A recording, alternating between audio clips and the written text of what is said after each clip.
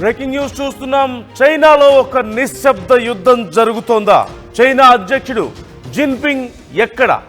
ఇదే ఇప్పుడు ప్రపంచ దేశాల ముందున్న అతిపెద్ద ప్రశ్న. చైనా పౌరులకు కూడా అసలు జిన్పింగ్ ఎక్కడికి వెళ్ళాడో తెలియడం లేదు. కనీసం జిన్పింగ్కు అతి దగ్గరగా ఉండే చాలామంది నాయకులకు కూడా ఇదే కన్ఫ్యూజన్ నెలకొంది. ఈ మధ్య కాలంలో జరిగినటువంటి బ్రిక్స్ సదస్సుకు కూడా గైర్హాజరయ్యారు జిన్పింగ్ అధికారంలోకి వచ్చిన తర్వాత ఇన్నేళ్లలో మొట్టమొదటిసారిగా బ్రిక్స్ సదస్సుకు ఆయన గైర్హాజరయ్యారు సహజంగా. సో ఈ నేపథ్యంలో అసలు జిన్పింగ్ ఎక్కడికి వెళ్ళారు? ముఖ్యమైన సదస్సులకు రావడం లేదు, ఎక్కడ బయట కనిపించడం లేదు. కనీసం ఆయన దగ్గరగా ఉండేటువంటి క్లోజ్ సర్కిల్స్లో కూడా ఆయన ఎక్కడున్నారు, ఏం చేస్తున్నారు అనేటువంటి సమాచారం లేకపోవడం ఇప్పుడు అనేక అనుమానాలకు తావునిస్తోంది. సుమారుగా నెల రోజులుగా జిన్పింగ్ కనిపించకుండా పోయారు. మే 21 నుంచి ఆయన అసలు పూర్తిగా కనిపించకుండా పోయినట్లుగా తెలుస్తుంది. జిన్పింగ్ తిరుగుబాటు మొదలైంది అంటూ కూడా ఒక ప్రచారం జరుగుతుంది జిన్పింగ్ పైన. చైనాలో అంతర్గతంగా ఒక రకమైన నిశ్శబ్ద యుద్ధం నెలకొందని, ఆయన ఆధిపత్యాన్ని, ఆయన నిరంకుశత్వాన్ని తోసిపుచ్చుతూ ఇంటర్నల్గా ఒక రైవలరీ వస్తుందని, ఇంటర్నల్గా కొన్ని వర్గాలు ఆయన మీద తిరుగుబాటు చేస్తున్నాయని రాజకీయంగా. ఈ నేపథ్యంలో ఆ తిరుగుబాటు ధాటిని తట్టుకోలేక జిన్పింగ్ కనిపించకుండా పోయారంటూ ఒక రకమైనటువంటి వాదన వినిపిస్తుంది. మరోవైపు హూ జింటావో వర్గంతో జిన్పింగ్ విభేదాలున్న నేపథ్యంలో, ఆయన అవమానించిన నేపథ్యంలో ఆయన నుంచి తీవ్రమైనటువంటి వ్యతిరేకత ఉండడం, ఈ నేపథ్యంలో కూడా కొన్ని అంతర్గత కారణాల దృష్ట్యా ఆయన కనిపించకుండా పోయారు అంటూ రకరకాలైనటువంటి వాదనలు వినిపిస్తున్నాయి. మొత్తం మీద జిన్పింగ్ ఎక్కడ అనేటువంటి ప్రశ్న ఇప్పుడు ఇటు చైనానే కాదు ప్రపంచ దేశాలను సైతం ప్రస్తుతం వెంటాడుతోంది. అంటే ఇక్కడ రకరకాల కారణాలు సహజంగా మనం చూస్తూ ఉంటాం. ఎవరైనా ఒక నాయకుడు కనిపించకుండా పోతే కొన్ని రోజుల పాటు దానికి పలు రకాల కారణాలు. గతంలో ఉత్తర కొరియాలో కూడా ఇలాంటి ఒక పరిణామం మనం చూసాం. కిమ్ జోంగ్ ఉన్ సడన్గా కనిపించకుండా పోయారు చాలా రోజుల పాటు. ఏదో జరిగిపోయిందని, అతను చనిపోయాడని కొంతమంది అప్పుడు పెద్ద ఎత్తున ప్రచారం చేశారు. లేదు, అతను ఏదో అనారోగ్య కారణాలతో ఇబ్బంది పడుతున్నాడని చెప్పి ప్రచారం చేశారు. లేకపోతే ఇంకేదో రహస్యమైనటువంటి కొన్ని ప్రయోగాలు ఏదో జరుగుతున్నాయి, ఆ పనుల మీద ఉన్నాడని చెప్పి అప్పుడు ఇలా రకరకాలైనటువంటి వార్తలు మనం చూసాం. ఈ నేపథ్యంలో ఇప్పుడు జిన్పింగ్ కనిపించకుండా పోతే కూడా ఇలాంటి వార్తలే మనం చూస్తున్నాం. ఇప్పుడు జిన్పింగ్ ఎక్కడ అన్నప్పుడు సహజంగా ముఖ్యమైనటువంటి ప్రధానంగా వచ్చేటువంటి ఒక అంశం రాజకీయపరమైనటువంటి తిరుగుబాటు ఇప్పుడు నెలకొంది. ప్రత్యర్థుల నుంచి విపరీతమైన ఒత్తిడి వస్తుంది. ఆయన ఆధిపత్యానికి గండిపడే సమయం వచ్చింది. దానివల్లనే ఆయన కనిపించకుండా పోయాడు అనేది ఒక వాదనగా కనిపిస్తుంది. మరోవైపు చూసినట్లయితే మరికొంతమంది ఆయనకి ఇంకేదో జరిగి ఉండొచ్చేమో అనేటువంటి వాదనలు కూడా వినిపిస్తూ ఉన్నారు. ఆల్ ఆఫ్ సడన్గా కనీసం ఒక దేశానికి సంబంధించిన అధ్యక్షుడు, అందులోనూ అగ్రదేశంగా అమెరికా తర్వాత అంత బలమైన దేశంగా పేరున్నటువంటి చైనా లాంటి దేశానికి సంబంధించిన అధ్యక్షుడు ఒక్కసారిగా ఇన్ని రోజుల పాటు గతంలో కూడా కనిపించకుండా పోయారు. అయితే అప్పుడు కేవలం 3 రోజులు 4 రోజులు ఒక వారం పాటు జరిగింది, కానీ నెలల పాటు ఎప్పుడు జరగలేదు. కానీ ఇప్పుడు ఇన్ని రోజుల పాటు కనిపించకుండా పోవడం పట్ల అనేక అనుమానాలు వ్యక్తమవుతున్నటువంటి పరిస్థితి కనిపిస్తుంది. ప్రధానంగా అసలు ఏం జరిగి ఉండొచ్చు అన్నప్పుడు ఇంతకుముందు మనం మాట్లాడుకున్నప్పుడు కొన్ని కీలకమైనటువంటి అంశాలు, ఆరోగ్య కారణాల దృష్ట్యా చాలామంది అధ్యక్షులు కానీ కీలకమైన వ్యక్తులు కానీ తమకి ఒకవేళ ఆరోగ్య సమస్యలు ఉన్నట్టయితే వాటిని బయటికి చెప్పుకోవడానికి ఇష్టపడరు. పలానా ఆరోగ్య సమస్యలతో పలానా అధ్యక్షుడు ఇబ్బంది పడుతున్నాడు, ఇంత పెద్ద ఫిగర్ అయి ఉండి ఇంత పెద్ద దేశానికి అధ్యక్షుడై ఉన్న నేపథ్యంలో వాళ్ళు తమ ఆరోగ్యానికి సంబంధించినటువంటి వీక్నెస్ ఏమైనా ఉంటే, ఏదైనా సమస్యలు ఉంటే వాటిని బయట పెట్టుకోవడానికి, కేవలం అది చైనా ప్రజల ముందనే కాదు ప్రపంచ దేశాల ముందు అది చూపించుకోవడానికి ఇష్టపడరు. దానికి ఒక ఎగ్జాంపుల్గా మనం చూడొచ్చు. గతంలో ఉత్తర కొరియా అధ్యక్షుడు అమెరికాను విజిట్ చేసినప్పుడు చివరికి టాయిలెట్ని కూడా వెంట తీసుకెళ్ళినటువంటి పరిస్థితి మనం చూసాం. అంటే చివరికి ఆయన మలమూత్రాలు కూడా బయట దేశస్తులకి, శత్రువులకి దొరకకుండా జాగ్రత్త పడ్డటువంటి తీరు మనం చూసాం.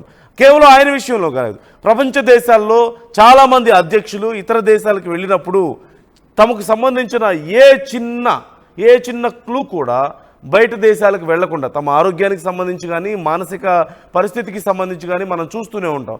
ఏవి బయటకు వెళ్లకుండా ఇంటర్నల్గా ఫ్యామిలీకి సంబంధించిన ఇష్యూస్ కావచ్చు, ఇంకేమైనా కావచ్చు, ఏవి బయటకు వెళ్లకుండా అతి జాగ్రత్త పడుతూ ఉండడాన్ని మనం గమనించవచ్చు. ఈ నేపథ్యంలో ఇప్పుడు జిన్పింగ్ పరిస్థితి కూడా ఇదేనా? ఇలాంటి సమయంలో కొన్ని రోజులు పూర్తిగా అబ్స్కాండ్ అయిపోవడం, అంతా సెట్ అయిన తర్వాత మళ్ళీ తిరిగి రావడం, ఇవి కొన్ని రోజులు కొన్ని చోట్ల జరుగుతూ ఉంటాయి. చాలా సందర్భాల్లో చాలామంది అధ్యక్షులు కానీ పెద్ద పెద్ద సెలబ్రిటీస్ కానీ చాలామంది ఇలా చేసిన వాళ్ళు ఉన్నారు. సో ఒకవేళ అలా ఏమైనా జరిగిందా అనేది ఒక ముఖ్యమైన అంశం. గతంలో కూడా జిన్పింగ్కి కొన్ని ఆరోగ్యపరమైనటువంటి సమస్యలు కొన్ని ఉన్నాయి అనేది కొన్ని వార్తలు వచ్చిన మాట కూడా మనం చూసాం. ఇక మరోవైపు చూసినట్లయితే రాజకీయ ఒత్తిళ్లు, ఆయనకున్నటువంటి నిరంకుశత్వానికి నేనే ఏలాలని చెప్పేసి అలా అక్కడ ఉన్నటువంటి రాజ్యాంగాన్ని సైతం మార్చి ఇష్టారీతిన వ్యవహరిస్తున్నారు. ఇక వేరే వారిని అధికారంలోకి రానివ్వకుండా ప్రజల్లో తిరుగుబాటు ఉన్నప్పటికీ కూడా, ప్రజల్లో వ్యతిరేకత ఉన్నప్పటికీ కూడా ఇష్టం వచ్చినట్లు వ్యవహరిస్తున్నారు అనేది ఒకటైతే, అంతర్జాతీయంగా కూడా చాలా దేశాల్లో కయ్యాలు పెట్టుకోవడం. ఫర్ ఎగ్జాంపుల్ మనం చూసాం, పాకిస్తాన్కి ఆయుధాలు సప్లై చేయడం నుంచి పాకిస్తాన్కి సపోర్ట్ చేసే విషయాల్లో ఖచ్చితంగా అక్కడ ఉన్నటువంటి ప్రజలకు ఇష్టం లేదు. ప్రపంచ దేశాలు కూడా ఈ విషయంలో కొంత వారించే ప్రయత్నం చేసినప్పటికీ కూడా ఆయన వినలేదు. సో ఇలాంటి విషయాలు కానివ్వండి, ఇంటర్నల్గా ఆయనకు ఉన్నటువంటి ఆధిపత్యం, నిరంకుశత్వం లాంటి విషయాలు కానీ, ఇలాంటి విషయాల్లో ప్రజలు విసిగి వేసారిపోయి ఉన్నారని, కొంత మార్పు కోరుకుంటున్నారు అనేటువంటి వార్తలు కూడా చాలా సందర్భాల్లో చూసాం. ఆయన వర్గంలోనే ఒక ప్రత్యర్థి వర్గం తయారవడం, ఆయనకి క్లోజ్ సర్కిల్స్లో ఉండేటువంటి రాజకీయ వర్గాల్లోనే ఒక ప్రత్యర్థి వర్గం తయారయ్యి ఆయన మీద ఇంటర్నల్గా కొంత తిరుగుబాటు చేస్తున్నట్లుగా కూడా తెలుస్తుంది. ఈ నేపథ్యంలో ఈ విషయంలో కూడా దీన్ని సెటరేట్ చేసుకునే వరకు కొన్ని రోజులు అబ్స్కాండ్ అయ్యారా, ఆయన కనిపించకుండా పోయారా, లేదంటే ఒకవేళ ఇలా దాక్కొని ఎవరికి కనిపించకుండా దీనికి సంబంధించి ఏదైనా ఆపరేషన్ చేస్తున్నారా సీక్రెట్గా, ఇది ఒక అంశం అయి ఉండొచ్చు అనేది ఒకటి కనిపిస్తుంది.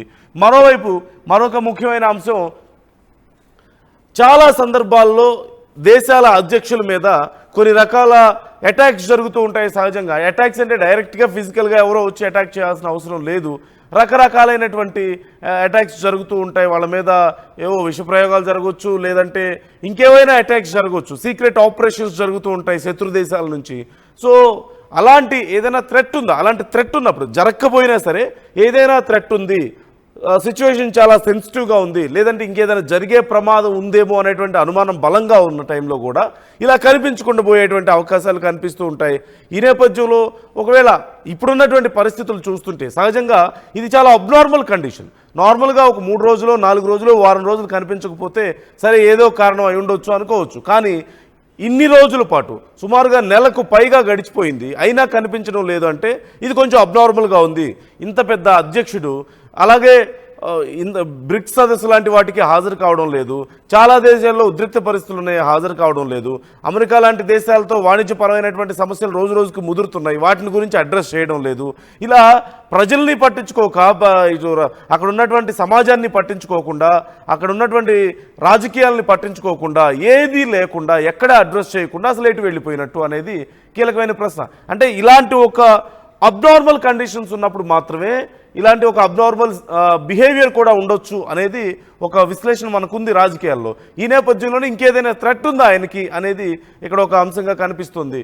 ఇలా రకరకాలైనటువంటి కారణాలు ఉండొచ్చు, లేదు ఇంకా ఇది కూడా కాదు అనుకుంటే కిమ్ జోంగ్ ఉన్ గతంలో కనిపించకపోయినప్పుడు ఒక ఎగ్జాంపుల్గా మనం చెప్తున్నాం, కనిపించకుండా ఒక వారం రోజులు 14 రోజుల పాటు అలా కనిపించకుండా పోయిన సమయంలో ఆయన ఒక సీక్రెట్ అంటే ఉత్తర కొరియా ఏదో అప్పుడు సీక్రెట్ ఆపరేషన్ చేసింది, అణ్వాయుధాల గురించి కొన్ని పెద్ద పెద్ద ప్రయోగాలు చేసింది భూ అంతర్భాగంలో, వాటిని చూడడానికి వెళ్ళారు అని చెప్పేసి కూడా కొన్ని వార్తలు వచ్చాయి. అలాంటివి ఇంకేమైనా చైనా చేస్తుందా, అమెరికాకు దొరకకుండా, లేదంటే ప్రపంచ దేశాలకు వాళ్ళ టెక్నాలజీకి రాడార్స్కి దొరకకుండా ఇంకేదైనా ప్రయోగాలు సీక్రెట్గా ఏమైనా చేస్తుందా, దాంట్లో భాగంగా ఆయన ఏమన్నా అక్కడ చూసుకుంటున్నారా, ఆయన చూడడానికి ఏముండదు, జస్ట్ అంతా అయిపోయిన తర్వాత సహజంగా చూస్తుంటారు. అలాంటి సందర్భాల్లో కూడా కొన్ని రోజులు ఎక్కడన్నా వెళ్ళిపోతారు సీక్రెట్ ఆపరేషన్స్ మీద. ఇంకా నిజం చెప్పాలంటే కొంతమంది బాడీ డబుల్స్ని కూడా పెట్టి వెళ్ళిపోయే వాళ్ళు ఉన్నారు. కానీ జిన్పింగ్ లాంటి వాళ్ళు, లేదంటే అధ్యక్షులు 3 రోజులు 4 రోజులు పర్యటన కోసం వెళ్తారు సీక్రెట్ వీటి మీద, పర్యటనల మీద. కానీ ఇన్ని రోజుల పాటు ఎందుకు కనిపించడం లేదు అన్నప్పుడు ఇలా అనేక కోణాల్లో మనం ఆలోచించాల్సి వస్తుంది. గ్రౌండ్లో ఉన్నటువంటి పరిస్థితిని చూస్తే మే 21 నుంచి జిన్పింగ్ అసలు ప్రజా సమక్షంలో కనిపించకుండా పోయారు అనేది ఇక్కడ ప్రధానంగా వినిపిస్తుంది. సాధారణంగా చైనా అధికారిక మీడియాలో ఆయన నిత్యం కనిపిస్తూ ఉంటారు, కానీ అకస్మాత్తుగా ఇలా కనిపించకుండా పోవడం పట్ల అనేక అనుమానాలకు తావునిస్తుంది. కాకపోతే ఇలా అదృశ్యమైనప్పటికి కూడా ఈసారి ప్రధానంగా వినిపిస్తుంది. ఇప్పుడు మనం చాలా అంశాలు మాట్లాడుకున్నాం, కానీ ప్రధానంగా వినిపిస్తున్నటువంటి అంశం మాత్రం అంతర్గత రాజకీయ మార్పులతో ముడిపడి ఉండొచ్చేమో, అంతర్గతంగా ఆయన మీద వ్యతిరేకత పెరగడం వల్ల, ఒత్తిడి పెరగడం వల్ల ఇలా చేసి ఉండొచ్చేమో అనేది ప్రధానంగా వస్తున్నటువంటి ఒక అంశం. అంటే ప్రస్తుతం అక్కడ రాజకీయాలను పరిశీలిస్తున్న వాళ్ళకి ఎవరికైనా వచ్చేటువంటి ఒక అనుమానమే ఇది. హూ జింటావో వర్గం ప్రభావం దీని మీద ఉండుండొచ్చు అనేది ప్రధానంగా జిన్పింగ్ ప్రత్యర్థిగా భావించేటువంటి మాజీ అధ్యక్షుడు హూ జింటావో వర్గానికి చెందినటువంటి సీనియర్ కమ్యూనిస్ట్ పార్టీ నేతలు ఇప్పుడు నిజమైన అధికారాన్ని కలిగి ఉన్నారు. అసలు ఆయన లేడు, ఆ అధికారం అంతా కూడా వీళ్ళ చేతుల్లోనే పూర్తిగా ఉంది అనేది కొన్ని నిఘా వర్గాలు ప్రకారం తెలుస్తున్నటువంటి information. Central military commission CMC మొదటి వైస్ చైర్మన్ అయినటువంటి general Zhang Youxia Hu Jintao వర్గం మద్దతుతో తెర వెనుక అధికారం నడిపిస్తున్నారు అనేది ఒక ప్రచారం జరుగుతుంది. సిఎంసి మొదటి vice chairman general Zhang Youxia Hu Jintao వర్గం ఉన్నటువంటి వాళ్ళ సపోర్ట్ ద్వారా ఈయన మొత్తం అక్కడ నడిపిస్తున్నారు అనేది ఒక వాదన వినిపిస్తుంది. మరోవైపు జిన్పింగ్కు విధేయులైనటువంటి చాలామంది డజన్ల కొద్దీ జనరల్స్ను పదవుల నుంచి తొలగించారు. ఇది కూడా ఒక అంతర్గత ప్రక్షాళనను సూచిస్తుంది. అంటే ఇలాంటి ప్రక్షాళన కేవలం అధికారం మారినప్పుడు, అధికారంలో ఉన్నటువంటి కీలకమైన వ్యక్తులు మారినప్పుడు మాత్రమే. గతంలో ఉన్న అధికారంలో ఉన్న వాళ్ళకి అనుకూలంగా ఉన్న వాళ్ళని, వాళ్ళ కోసం స్వార్థంగా పనిచేసే వాళ్ళని, ఏదైనా మనకి నష్టం జరగవచ్చు అనుకున్న వాళ్ళని మార్చి పూర్తిగా వీళ్ళకి సంబంధించినటువంటి గ్రూపును తెచ్చుకుంటూ ఉంటారు. ఒకవేళ అదేమైనా అలాంటి పరిణామాలు జరుగుతున్నాయి. ఇప్పుడు చాలామందిని జనరల్స్ని మారుస్తున్నారు కాబట్టి ఖచ్చితంగా అది కూడా ఒక కారణం అయి ఉండొచ్చా అనేది ప్రధానంగా వినిపిస్తుంది. హూ జింటావో పేరే ఇక్కడ కీలకంగా వినిపిస్తున్న పరిస్థితి మనకు కనిపిస్తుంది. ఆయన సపోర్ట్తోనే ఇప్పుడు ఈయనకి వ్యతిరేకంగా పెద్ద ఎత్తున జిన్పింగ్కి వ్యతిరేకంగా అక్కడ పెద్ద ఎత్తున ఒక ఇంటర్నల్గా ఒక రెవల్యూషన్ వచ్చిందని, రాజకీయంగా జిన్పింగ్ వైఖరి మీద, వ్యవహార శైలి మీద చాలా రోజుల నుంచి విమర్శలు వస్తున్నప్పటికీ కూడా ఒక నియంతృత్వ ధోరణి ఆయన కొనసాగిస్తున్న తరుణంలో దాని మీద కూడా పెద్ద ఎత్తున విమర్శలు వస్తూ ఉన్నాయి. ప్రజల్లో కూడా కొంత తిరుగుబాటు మొదలైందని, దీన్ని ఎన్కాష్ చేసుకొని ఆయన ప్రత్యర్థి వర్గం ఇలా ప్లాన్ చేసి ఉండొచ్చు అనేది కూడా ఒక కీలకమైనటువంటి అంశంగా మనకు కనిపిస్తుంది. ఇంకా ముఖ్యంగా ఇంతకుముందు కూడా మనం చెప్పుకున్నాం, బ్రిక్స్ సదస్సుకు ఎందుకు రాలేదు అనేది. బ్రెజిల్లో జరిగినటువంటి ఈ బ్రిక్స్ సదస్సుకు జిన్పింగ్ హాజరు కాలేదు. ఇది గత 12 మంది ఉన్నారు. ఇక ప్రధానంగా చాలా కీలకమైన అంశం ఆర్థిక సమస్యలు, సమాజంలో అసంతృప్తి. ఈ రెండు చాలా కీలకమైనటువంటి అంశాలు. చైనా ప్రస్తుతం తీవ్ర ఆర్థిక ఒడిదుడుకులను ఎదుర్కొంటుంది అనేది అందరికీ తెలిసిందే. ఓవైపు భారీ పాపులేషన్ అనేది ఒక పెద్ద సమస్య ఖచ్చితంగా, మరోవైపు నిరుద్యోగం పెరుగుతోంది, రియల్ ఎస్టేట్ రంగం బాగా దెబ్బతింటున్నటువంటి పరిస్థితి కనిపిస్తుంది. ఇలాంటి సంక్షోభం క్రమంలో జిన్పింగ్ నాయకత్వం మీద ఇటు ప్రజలు, వ్యాపారస్తులు అసంతృప్తి పెరుగుతోందని, ఈ నేపథ్యంలో చైనాలో జిన్పింగ్ ప్రభావాన్ని క్రమంగా తగ్గిస్తుందంటూ కూడా చాలామంది భావిస్తున్నారు. ఇక మనందరికీ తెలిసిన విషయమే, అమెరికాతో కూడా వాణిజ్యంలో పోటీ పడడానికి సిద్ధమవుతుంది అనేది. టెక్నాలజీ పరంగా చూసినా సరే బలమైనటువంటి ఆర్మీ ఫోర్సెస్, డిఫెన్స్ ఫోర్సెస్ కలిగినటువంటి దేశంగా చైనాకు మంచి పేరుంది. కానీ ఈ మధ్య కాలంలో అక్కడ రియల్ ఎస్టేట్ బాగా దెబ్బతింది అంటూ ప్రచారం జరుగుతుంది. మరోవైపు చాలామంది కూడా ఈ చేతి వృత్తులు చేసుకునే వాళ్ళు చాలామంది ఉన్నారు. పనులు అంటే అక్కడి ప్రభుత్వ విధానాల ప్రకారం అక్కడే తయారు చేసి, ఇప్పుడు మేక్ ఇన్ ఇండియా లాంటి ఎలాగైతే కార్యక్రమం ఉందో అలాగే చైనాలో కూడా పెద్ద ఎత్తున తయారీ రంగం అనేది చాలా గొప్పగా ఉంది. ప్రతి వాళ్ళు ఏదో ఒక అందరూ ఉద్యోగాలు చేయకపోయినప్పటికీ ఏదో ఒక చిన్నదో పెద్దదో ఒక చిన్న పరిశ్రమ పెట్టుకోవడం, వాళ్ళు సొంతగా తయారు చేసినటువంటి క్రాఫ్ట్స్ కానీ పదార్థాలు కానీ ఇతర దేశాలకు సప్లై చేయడం అనేది అతిపెద్ద బిజినెస్ చైనాలో. ఈ మధ్య కాలంలో కొంత దాని మీద కూడా ప్రభావం పడింది. అంటే వాణిజ్య రంగంలో వీళ్ళు తీసుకున్న నిర్ణయాలు కానీ, లేదంటే ప్రపంచ దేశాలు ముఖ్యంగా అమెరికా లాంటి దేశాలు చేస్తున్నటువంటి అవలంబిస్తున్నటువంటి కొన్ని పద్ధతుల వల్ల కానీ చైనా మీద ఆ ప్రభావం చాలా ఎక్కువగా పడింది అనేది తెలుస్తుంది. మరోవైపు చాలా దేశాలతో శత్రుత్వం కూడా ముఖ్యంగా ఈ చైనాను బాగా దెబ్బతీస్తోంది, వాణిజ్యపరంగా కానీ అన్ని రకాలుగా నైతికంగా కూడా దెబ్బతీస్తుంది అనేది ఇప్పుడు వినిపిస్తున్నటువంటి ఒక మాట. గతంలో 2022లో షాంఘై సహకార సంస్థ సదస్సు నుంచి తిరిగి వచ్చిన తర్వాత జిన్పింగ్ కొంతకాలం కనిపించకుండా పోయారు. గతంలో కూడా మనం చెప్పుకున్నాం. అప్పుడు కూడా తిరుగుబాటు పుకార్లు వ్యాపించిన విషయం మనం చూసాం. అయితే అది COVID-19 నిబంధనల ప్రకారం తప్పనిసరి క్వారంటైన్ కారణంగా ఆయన తప్పించుకొని వెళ్ళిపోయారని కూడా అప్పుడు ప్రచారం జరిగింది. ఇక ఇక ప్రస్తుతం ఓవరాల్గా చూసినట్లయితే రాజకీయాల్లో ఒక అస్పష్టత కనిపిస్తుంది, అత్యంత అస్పష్టత కనిపిస్తుంది అనడంలో ఎలాంటి సందేహం లేదు. ముఖ్యంగా నాయకుల్లో పారదర్శకత లేకపోవడం వల్ల కానివ్వండి, లేదంటే నాయకుడి అదృశ్యం వల్ల కానివ్వండి, అధికారిక ప్రకటనలో చిన్న చిన్న మార్పులు చోటు చేసుకుండడం ఫ్రీక్వెంట్గా. అంటే అధికారికంగా ఒక ప్రకటన వచ్చిన తర్వాత అది చాలా క్రిస్టల్ క్లియర్గా ఉండాలి, కానీ అలా కాకుండా ఇలాంటి మార్పులు చేర్పులు జరుగుతూ ఉండడం, రోజుకొక రకమైనటువంటి ప్రకటన రావడం కూడా అక్కడ కొంత గందరగోళాన్ని కలిగిస్తుంది, చాలా ఊహలకు కూడా తావిస్తుంది. కోల్డ్ వార్ సమయంలో సహజంగా పాశ్చాత్య విశ్లేషకులు చైనా రాజకీయాలను అర్థం చేసుకోవడానికి పికాలజీ అనేటువంటి ఒక పదాన్ని ఉపయోగించారు.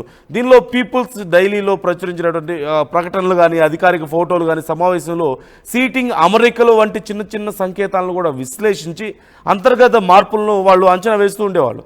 జిన్పింగ్ పాలనలో అస్పష్టత మరింత పెరిగింది అనడానికి ఈ పికాలజీ పద్ధతి మళ్ళీ ప్రాముఖ్యత సంతరించుకున్నట్లుగా తెలుస్తుంది. అంటే ఇక్కడ దీన్ని బట్టి పికాలజీ ప్రకారం చూసినట్లయితే చైనా అధ్యక్షుడు ఇప్పుడు జిన్పింగ్ అధ్యక్షుడిగా ఉన్న సమయంలో అక్కడ మరింత గందరగోళం జరుగుతుంది అనడానికి ఈ పికాలజీ ప్రకారం చూసినా కూడా తెలుస్తుంది అంటున్నారు. జిన్పింగ్పై ఒక నిశ్శబ్ద యుద్ధం జరుగుతుందా ఇంటర్నల్గా అనేది కూడా కీలకంగా కనపడుతుంది. ఆకస్మికంగా అదృశ్యం అవ్వడం, లేదంటే సైనిక అధికారులు తొలగింపులు, రాష్ట్ర మీడియాలో ప్రస్తావన తగ్గడం, అలాగే మాజీ నాయకుల వర్గం క్రియాశీలకంగా వ్యవహరించడం, ఇలాంటివన్నీ పరిణామాలు చూస్తుంటే ఏదో జరిగింది, మొత్తానికి జరగకూడదు ఏదో జరిగింది అనేది క్లియర్గా కనిపిస్తుంది. మొత్తం మీద చైనా రాజకీయాలు చాలా రహస్యంగా జరుగుతుంటాయి చాలా. కాబట్టి బయట ప్రపంచ రాజకీయాలతో ఈవెన్ అమెరికా రాజకీయాలైనా సరే ప్రపంచ దేశాల ముందు ఎంతో కొంత బయటకు వస్తూ ఉంటాయి. భారతదేశానికి సంబంధించిన రాజకీయాలు చూస్తూనే ఉన్నాం. సో చాలా వరకు అన్ని దేశాల రాజకీయాలు ప్రపంచం ముందు కనపడుతున్నప్పటికి కూడా ఉత్తర కొరియా, చైనా లాంటి రాజకీయాలు ఏం జరుగుతుంది అనేది ఇంటర్నల్గా ఎవరికి తెలియనివ్వరు. కేవలం పైన జరుగుతున్నది అల్టిమేట్ స్టేట్మెంట్ మాత్రమే, ఫైనల్ స్టేట్మెంట్ మాత్రమే బయటకు వస్తుంది. ఇంటర్నల్గా ఏ రాజకీయాలు జరిగినాయి, ఎవరిని బెదిరించారు, ఎవరు బలంగా ఉన్నారు, ఎవరు బలహీనంగా ఉన్నారు, కారణాలు ఏంటి, ఇవేమీ కనిపించవు. ఖచ్చితంగా ఇంటర్నల్గా ఎంత పెద్ద గొడవలు జరిగినా, ఇంటర్నల్గా ఎంత పెద్ద గందరగోళం ఉన్నా సరే అల్టిమేట్ రిజల్ట్ మాత్రమే తెర మీదకి వస్తుంది. కాబట్టి ఇలాంటి ఒక పరిస్థితి ఉన్న కారణంగానే చైనా రాజకీయాలను అంచనా వేయడం చాలా కష్టంగా కనిపిస్తుంది. మొత్తం మీద జిన్పింగ్ కనిపించకుండా పోవడం ఇప్పుడు ప్రపంచ దేశాలకు కూడా ఒక పెద్ద ప్రశ్నగా మారిపోయింది. ఏం జరుగుతుంది చైనాలో అనేది అన్ని దేశాలు చాలా కీన్గా అబ్జర్వ్ చేస్తున్నాయి. ఈ అంశానికి సంబంధించి మీరు కూడా మీ అభిప్రాయాలను మాతో పంచుకోండి. కామెంట్ రూపంలో మీ అభిప్రాయాన్ని తెలియజేయండి. ఎందుకని జిన్పింగ్ కనిపించకుండా పోయారు, కారణం ఏమై ఉండొచ్చు అనేది మీరు కూడా మీ అభిప్రాయాన్ని ఆర్టీవీతో షేర్ చేసుకోండి. Let's see. Sugar patients chapati రోటీ కాకుండా సంతృప్తిగా రైస్ కూడా తినవచ్చు. Doctor rice, sugar free rice, doctor rice, diabetic rice, sugar పెన్సల్ బియ్యం, డాక్టర్ రైస్. తెలుగులో న్యూస్ కి ఫాస్టెస్ట్ యాప్ ఇప్పుడు టోటల్లీ న్యూ అవతార్లో జస్ట్ 5 seconds లో కంప్లీట్ న్యూస్. సోషల్ మీడియాలో ట్రెండ్స్ కి one stop solution. Live TV app voice search option తో ఇప్పుడే డౌన్లోడ్ చేయండి లేదా అప్డేట్ అయిపోండి. యాప్ లింక్ డిస్క్రిప్షన్ లో ఉంది.